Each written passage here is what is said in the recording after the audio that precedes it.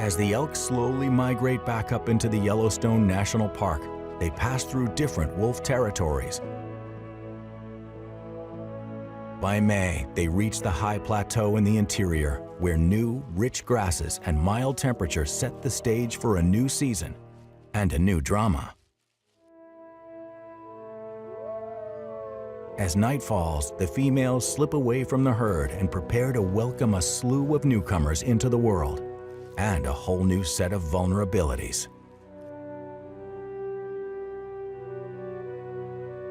Daybreak reveals the yearly miracle. Overnight, Yellowstone country has become a massive nursery.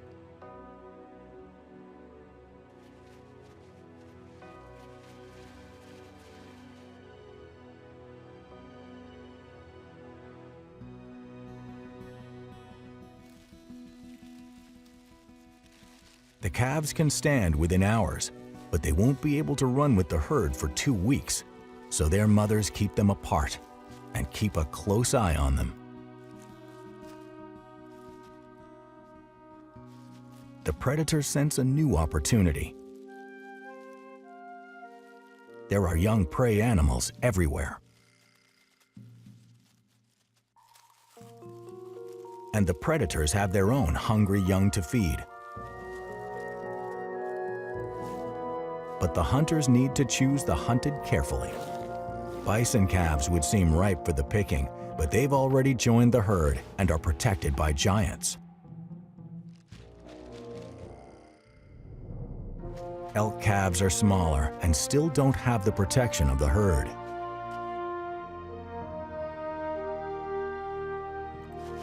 Mom knows that water means safety from almost all predators, but the little calf also knows that he's no match for raging meltwater.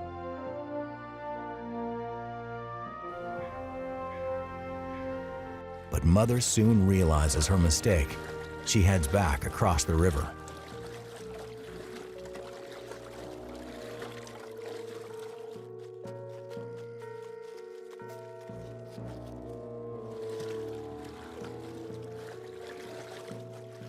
Fortunately for her, her calf has his own defense that foils the wolf. He, like all newborn elk calves, has almost no scent, and even the keen-nosed canine can't smell him. It's a brilliant defense, allowing the mother to wander and graze while her camouflaged baby hunkers down and disappears into the landscape,